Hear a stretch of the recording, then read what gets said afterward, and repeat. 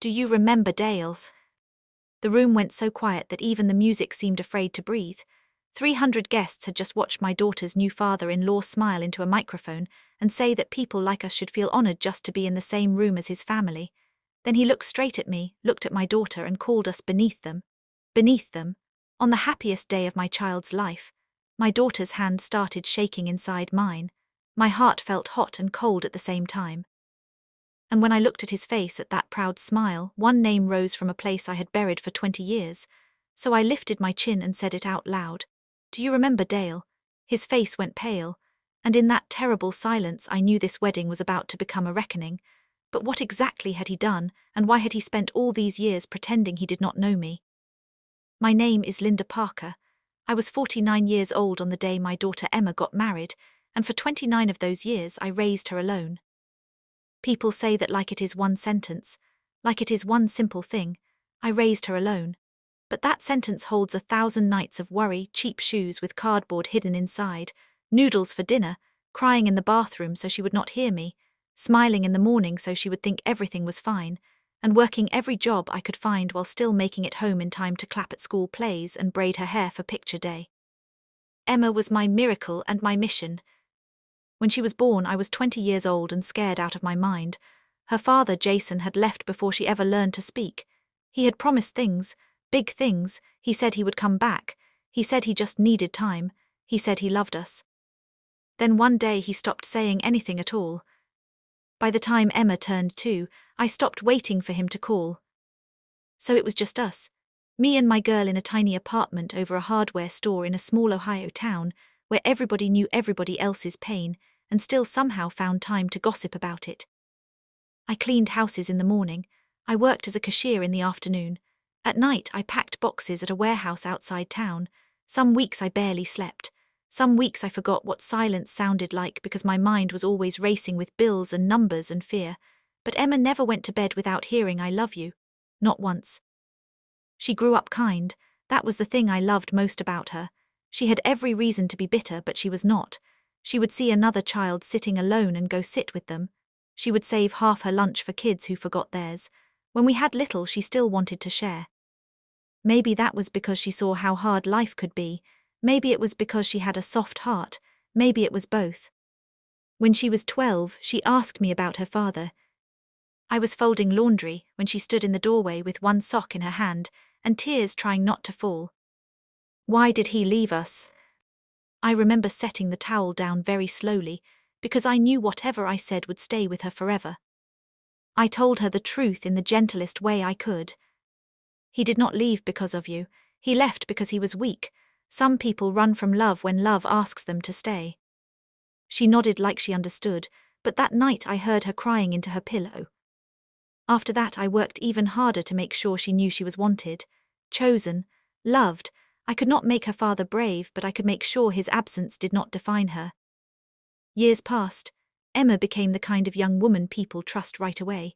She had my brown eyes, her father's dark hair, and a laugh that could make tired people smile. She studied hard, earned scholarships, and got into a good college 2 hours away. The day I dropped her off, I cried the whole drive home, then laughed at myself for crying, then cried again. That was where she met Daniel. He was polite the first time I saw him. Tall, neat, well-spoken, with the kind of careful manners that made older women say he was raised right. He held doors. He asked questions. He looked at Emma like she was the best thing he had ever found. I wanted to dislike him a little just because mothers do that sometimes, but I could not. He seemed good. Emma called me one night and said, "Mom, I think this is it. I think this is the man I want to marry." Her voice was so full of hope that I sat down on my bed and smiled into the phone. Then love him slowly, I told her. Let time show you if his heart matches his words. It did, or so it seemed.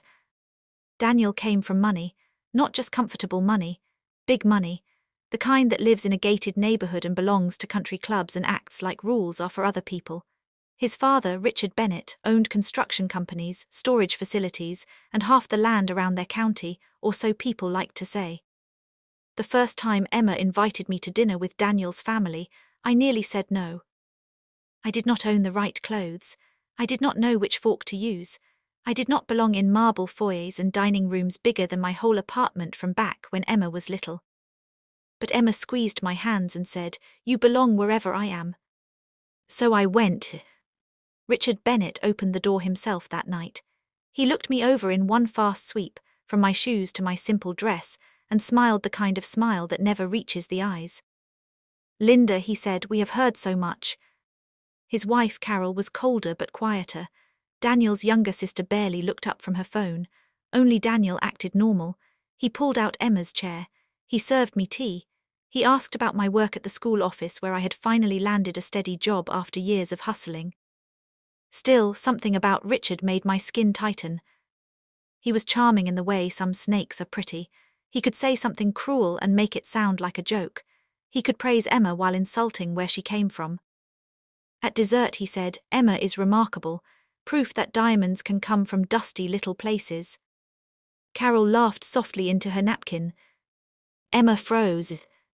Daniel said, "Dad." But Richard only smiled and lifted his glass, as if that made everything fine. I smiled too, because I had learned long ago that some battles are better watched before they are fought. After that dinner, Emma asked me in the car if I liked them. I chose my words carefully. "I like Daniel, I do not trust his father." She sighed and stared out the window. "He can be hard, Mom, but Daniel says he is all bark." I nodded, but deep down I knew bark was often only the sound people hear before the bite. Still, the months rolled on. Emma and Daniel got engaged in spring. He proposed near a lake at sunset with candles, flowers, and a ring that probably cost more than my first car. She called me crying happy tears. I cried too. Wedding planning took over everything. Emma wanted simple and warm. Richard wanted grand and unforgettable. Guess whose opinion won most of the time? The guest list grew and grew until it hit 300. The venue became a giant country estate with white pillars, a ballroom, and a garden full of roses that looked too perfect to be real. I offered to help pay, even though I knew I could barely afford my own dress. Richard gave a little laugh and said, "Please, Linda, we have it covered." The way he said it made it sound like charity. Emma apologized for him later. I kept telling myself to stay calm. This day was not about me, it was about my daughter. But then strange things started happening. A week before the wedding, I went to the venue with Emma for a planning visit. Richard was already there, speaking to the manager. He did not see me at first. I was only a few steps away when I heard him say, "Make sure her side stays on the left section. We want things arranged appropriately." The manager looked confused. "Her side?" Richard lowered his voice, but not enough. "The bride's mother and her people. I do not want them mixed in too much with our business guests." My chest tightened. "Her people." I stepped forward before I could stop myself. "My people." Richard turned, startled for just a second, then smoothed his face back into that fake calm. "Linda, I only meant seating logistics." "No," I said quietly, "you meant class." Emma came around the corner right then, carrying fabric samples, smiling until she saw my face. "What happened?" "Nothing," Richard said too quickly, "just wedding details." I almost told her. I almost blew the whole thing open right there. But she looked so happy, so bright, so close to this new life she had dreamed about, and I swallowed it. That night I could not sleep. I kept thinking about Richard's face, about the strange little jolt I had felt when he looked at me, not because I knew him exactly, but because something in me said I had seen that kind of fear before. Then, 2 nights before the wedding, I found an old box while searching for a photo album in my closet. Inside were faded papers, hospital bracelets, rent receipts, and a small newspaper clipping I had not looked at in over 20 years. A name stared back at me from that clipping. Dale Mercer. My hands went cold. Memories I had locked away began crashing loose all at once. A warehouse job, missing money, a man who lied, a threat, a promise to stay quiet for the sake of my baby. And then I saw it. The photo in the clipping was old, younger, clean-shaven, but the eyes were the same. Richard Bennett. Or at least the man who used to be someone else. I sat on the floor, so hard the box tipped over beside me. "No," I whispered. But I knew. By sunrise, I had not slept at all. By noon, I had decided I would keep quiet until after the ceremony for Emma's sake. By evening, standing in that ballroom while 300 guests smiled and clinked glasses, I was no longer sure silence was the right thing. Because Richard Bennett had picked up the microphone, and the first cruel words were already leaving his mouth. Richard Bennett stood under the soft gold lights of the ballroom with a glass in one hand and the microphone in the other, smiling like a man giving a blessing. But there was no warmth in his eyes. The room was full of laughter one second, then full of silence the next, because everyone could feel something was wrong. He tapped the microphone and said, "I suppose tonight is proof that love can cross any distance, any background, even certain unfortunate limitations." A few people gave weak laughs because they thought it was a joke. Then he looked right at me. Of course, some families bring legacy, refinement and standing. Others bring determination. We all do what we can with what we were given. My stomach turned. Emma had just stepped back into the room after taking a quick photo outside with Daniel. She stopped when she heard his voice. Daniel, who had been smiling with his groomsmen near the dance floor, slowly turned around. Richard kept going. "Still, we have done our best to welcome everyone tonight, and I trust all of our guests will remember that this is a joining of families, not a charity drive." The words landed like stones. A woman near the front gasped. Someone set down a fork too hard. Carol Bennett went stiff in her chair. Daniel looked horrified. Emma's face lost all colour. Then Richard lifted his glass toward me and said, "To new beginnings, even for those who have never quite belonged in rooms like this." That was the moment the whole room changed. My daughter was standing there in her wedding dress, beautiful and trembling. Her lower lip shook the way it used to when she was little, and trying not to cry. I had seen that face before. I had seen it when a teacher once humiliated her for wearing thrift store shoes. I had seen it when she did not get invited to a birthday party because another child's mother said our neighborhood was not the right kind of neighborhood. No mother forgets that face. The band had stopped playing. The guests were frozen. 300 people and not one sound but the hum of the lights and the beating of my own heart. So I stepped forward. I do not know if courage is loud when it arrives. For me it felt quiet, very quiet, like a door opening inside me after years of being shut. I walked to the center of the room and looked up at Richard Bennett. Then I said, "Do you remember Dale?" His hand twitched. His smile vanished so fast it was almost frightening. I took another step closer. "Do you remember the name Dale Mercer?" The glass nearly slipped from his fingers. Emma stared at me. Daniel stared at his father. Carol's face went tight with confusion, then fear. Around us, guests began whispering. I could hear the soft hiss of people turning to each other. Richard forced a laugh, but it came out dry. "I think you are mistaken, Linda." "No," I said, "I am not mistaken. I think you just hoped I would never remember." The colour drained from his face. He looked older all at once, like something invisible had reached in and pulled years out of him. Daniel stepped forward. "Dad, what is she talking about?" Richard snapped without looking at him, "Stay out of this." That was the first real crack.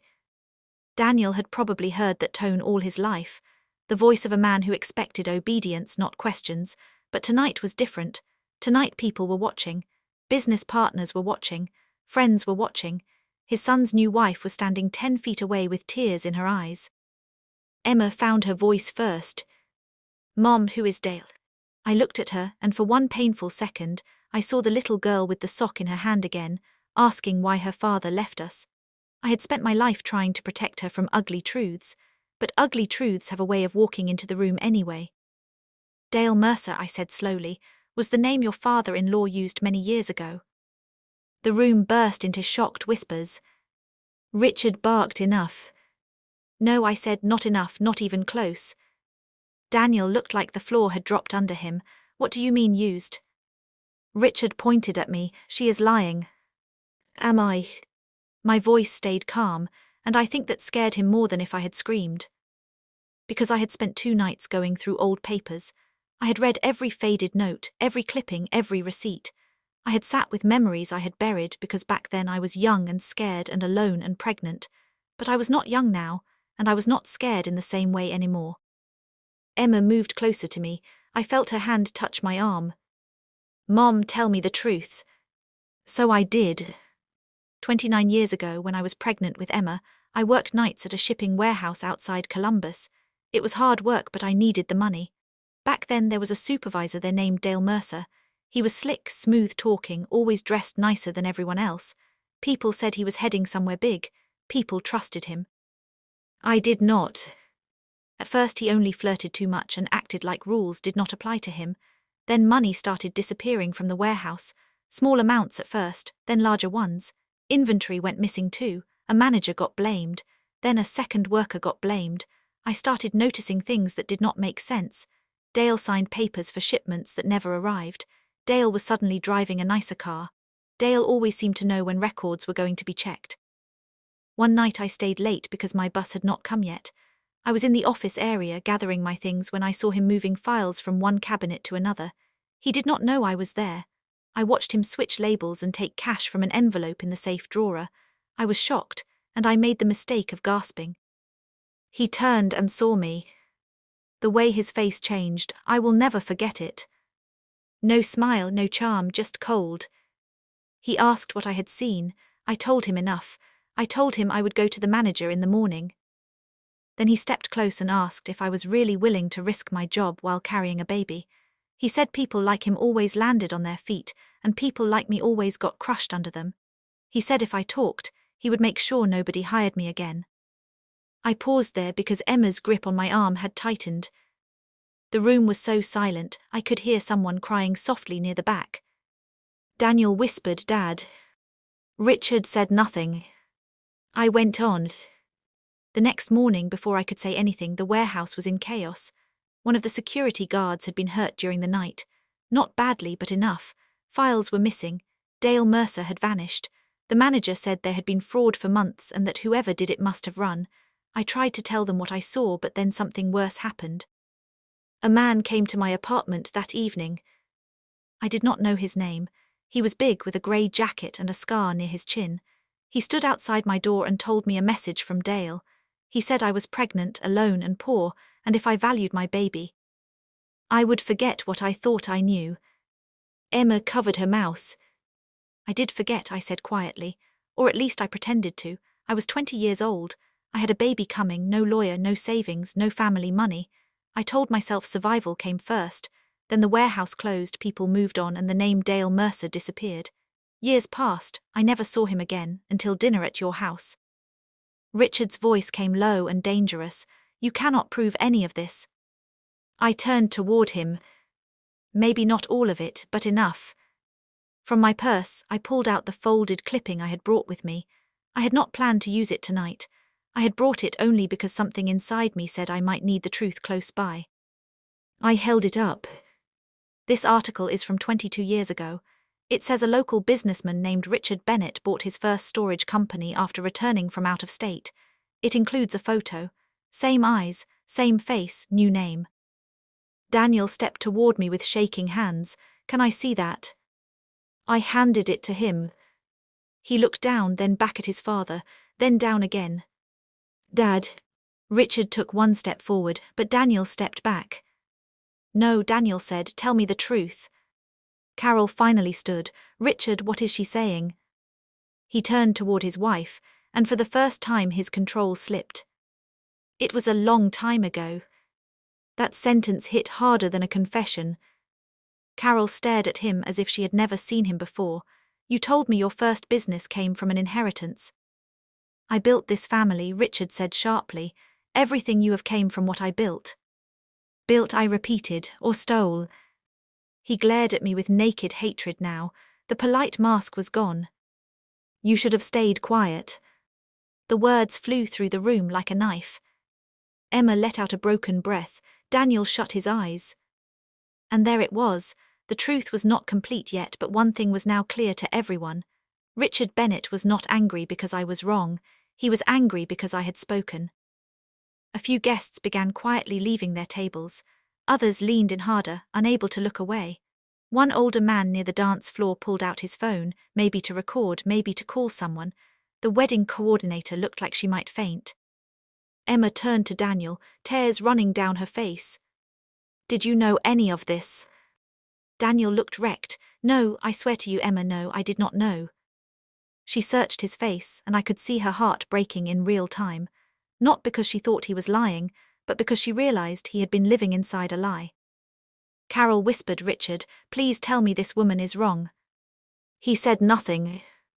Then I gave the room the part I had not wanted to say out loud. There was one more reason I never forgot Dale Mercer. It was not just the threat. It was the guard who got hurt that night. His name was Dale Harris. Funny, I know, 2 Dales. The innocent one was a father of 3. He lost his job after the break-in because the company blamed him for negligence.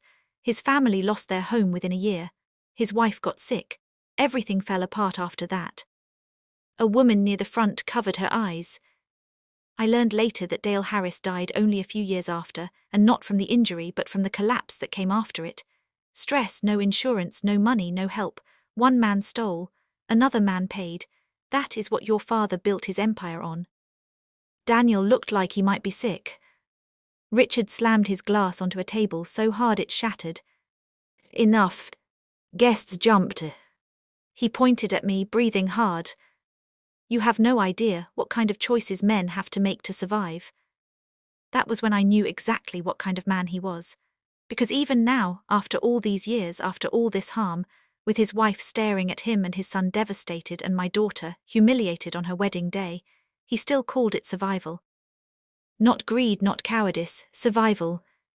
I said, no, Richard, I know exactly what kind of choices you made. You hurt people and called it business. Daniel's voice cracked. Is it true? Richard looked at his son. Something passed over his face, pride fighting panic. Then he said the worst possible thing. I did what I had to do for this family. Carol stepped back like she had been slapped. Emma started crying harder, and I wrapped an arm around her shoulders. She whispered, Mom, this cannot be my wedding.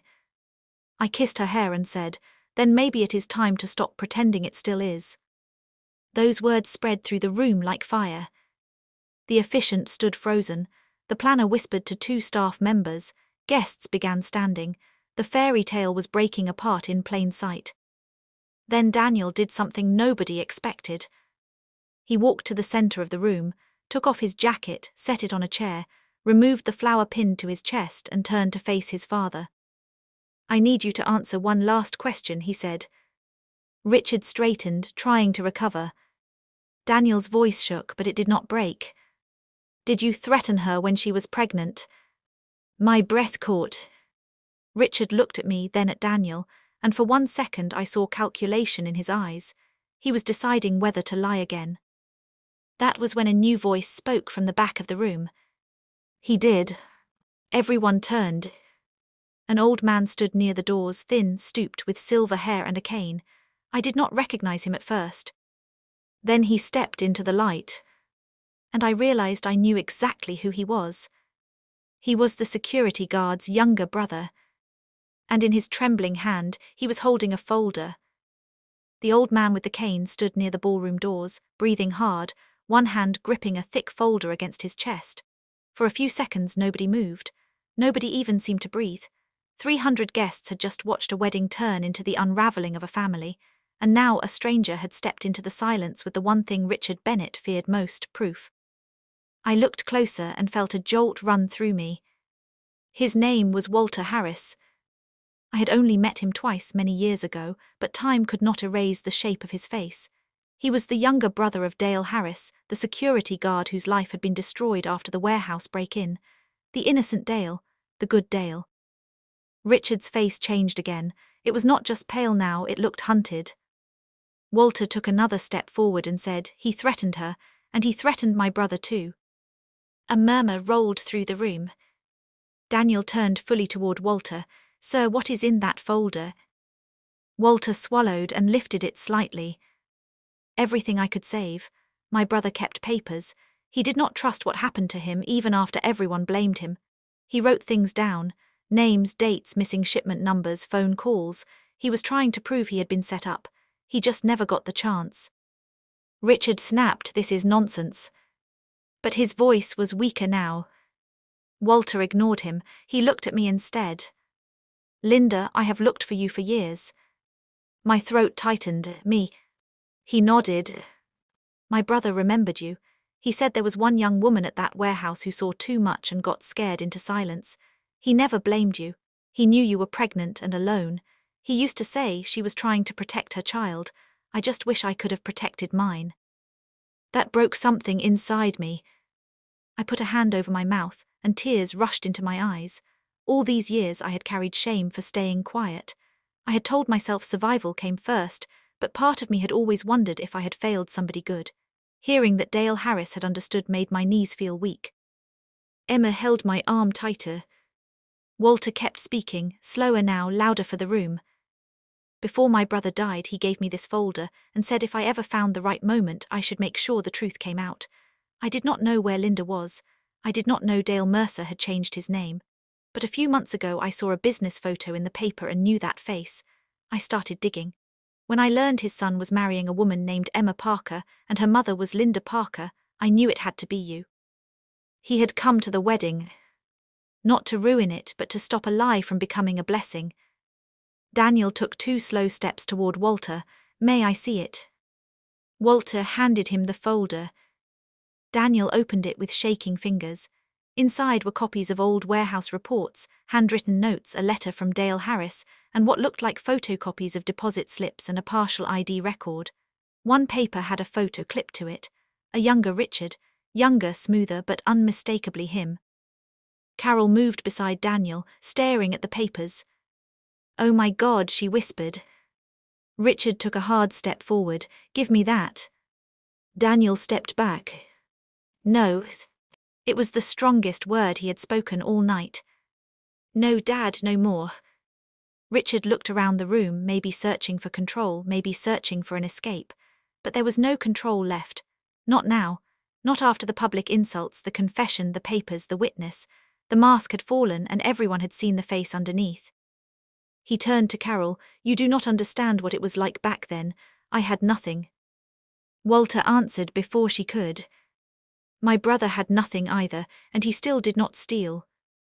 That line landed hard. I watched faces around the room change. Some guests looked disgusted. Some looked embarrassed, as if they were ashamed to have ever admired Richard. A few of the men who had laughed at his jokes earlier were now staring down at their shoes. Emma wiped her cheeks and looked at Daniel. "Did you know any part of this, any part at all?" Daniel looked straight at her. "No, I swear on everything I love, I did not know." She studied him for a long moment. Then she nodded once, very small. She believed him, I could see it. That did not fix the pain, but it mattered. Then Carol did something none of us expected. She walked up to Richard, took off her wedding ring and placed it in his hand. "You built our life on a lie," she said. "You let me raise children beside a man I did not know. You stood in front of this room and humiliated that woman and her daughter because you were afraid. Not because you were strong, because you were afraid." Richard stared at the ring in his palm like he did not understand what it was. Carol's voice sharpened. "And the ugliest part is that you were willing to humiliate your own son's bride on her wedding day, just to feel taller than the people you once stepped on." She turned away from him. Daniel closed the folder. He looked at Emma, then at me. "I am so sorry." I believed him too. I had spent years reading men, studying the difference between a weak man and a cruel one. Daniel was not his father. Hurt by him, yes. Shaped by him, yes, but not the same. Still, pain was everywhere. The flowers were still beautiful. The candles still glowed. The white cake still stood untouched. But the dream we had all walked in with was gone. Emma looked at the room, at the guests, at the dance floor where she was supposed to have her first dance, then back at Daniel. "I cannot keep pretending this is normal," she said softly. Daniel nodded. "I know." She let out a shaky breath. "Do you still want to marry me?" It was such a quiet question, but it silenced the whole ballroom again. Daniel answered right away. "Yes, but not like this, not under his shadow, not with lies sitting in the front row." Emma looked at me. For 1 second she was my little girl again, asking with her eyes if it was all right to choose herself. I nodded. "Choose peace," I said, "even if it looks different than what you planned." She took Daniel's hand. Then we are not finishing this wedding tonight. A gasp moved through the room, but Emma kept going. I love you, I believe you did not know, but I will not stand in a room paid for by a man who hurt people and then called us beneath him. I will not say vows in the middle of this poison. Daniel squeezed her hand. Then we leave together. Richard laughed once, bitter and broken. You would throw away your wedding over old stories. Daniel turned to him. No, I would throw away a lie to save my life. That was the end of Richard Bennett, at least the version of him that had controlled the room for so long. He opened his mouth to say something else, something sharp and cruel and desperate, but before he could, 2 police officers entered through the main doors. Someone had called them, maybe the wedding staff, maybe a guest. Maybe one of Richard's own business friends, who suddenly wanted to be on the safe side of history. One officer spoke calmly. Sir, we need to ask you some questions regarding identity records and historical fraud claims. Richard straightened with what little pride he had left. You cannot arrest me over ancient rumors. The other officer glanced at the folder in Daniel's hands. Then let us start with the documents. Richard looked around one last time. No ally stepped forward, not his wife, not his son, not a single guest. In a room of 300 people, his money could not buy him one honest hand. He tried to walk out through a side door. An officer stepped into his path. Sir. For a second I thought he might run. That was the kind of man he was. Run, rename, rebuild, repeat. But old men run out of road eventually. His shoulders dropped. The officers escorted him away as whispers filled the room. Some guests pulled out phones. Others quietly slipped toward the exits. The ballroom that had felt like a stage now felt like the aftermath of a storm. Emma stood completely still, watching the doors close behind Richard.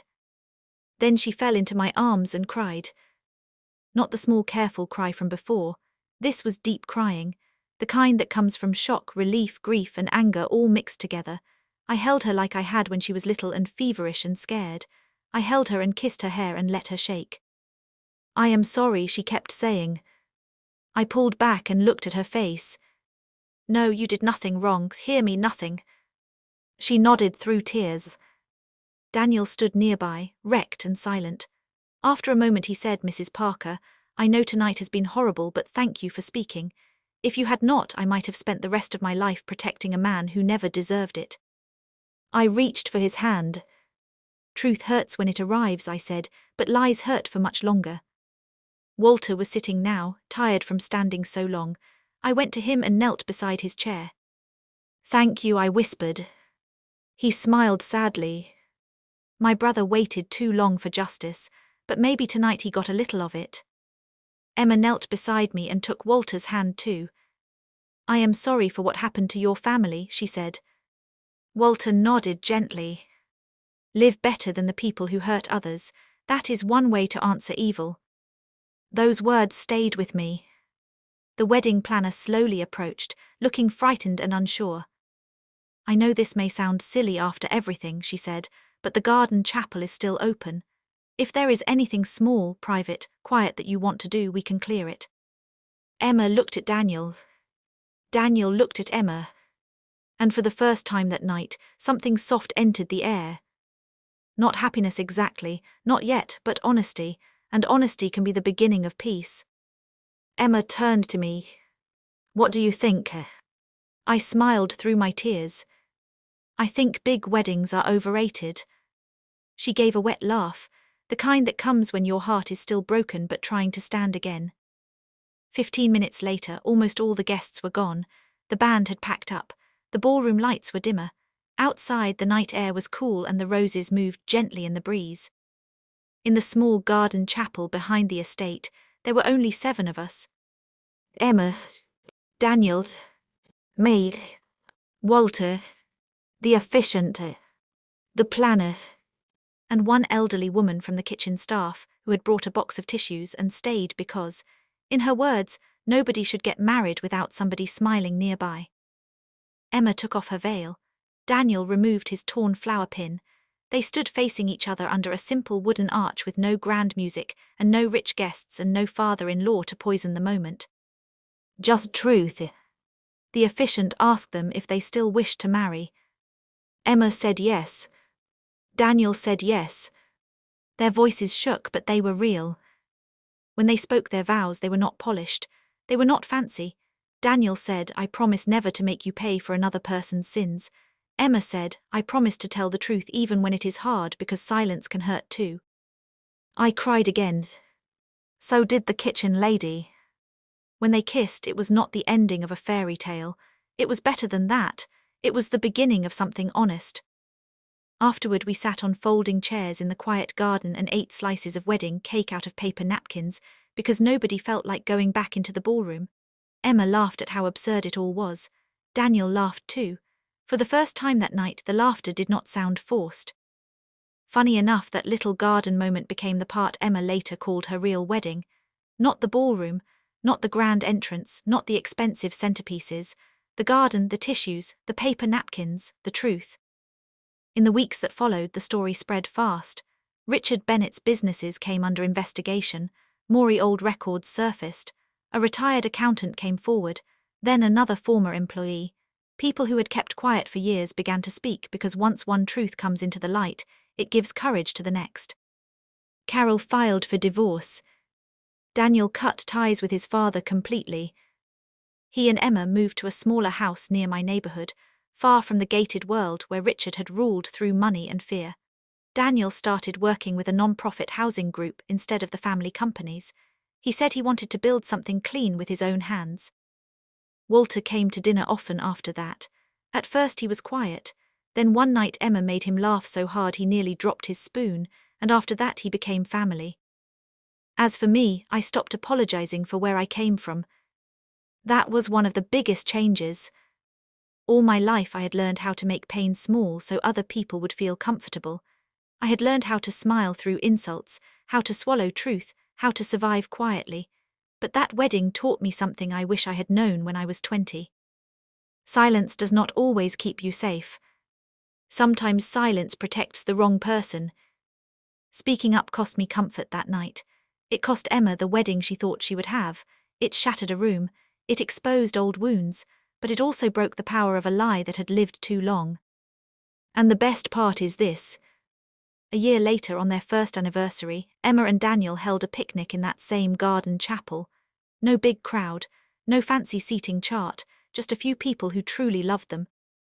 At one point, Emma raised her lemonade and said, "To my mother, who taught me that being looked down on is not the same as being beneath anyone." Everyone clapped. I laughed and told her not to make me cry in public again. Then Walter said, "Too late." We all laughed harder. When I look back now, I still remember the sting of that ballroom, the cruel words, the faces turning, the shock. But that is not the memory that wins. The memory that wins is this. My daughter, standing in the garden after the lie had burned away. Choosing love with her eyes open. That is the lesson I carry. Do not confuse wealth with worth. Do not confuse silence with peace. And do not ever let someone make you feel small just because they built their pride on money, secrets, or fear. The truth may shake the room, but sometimes shaking the room is the only way to let real life begin.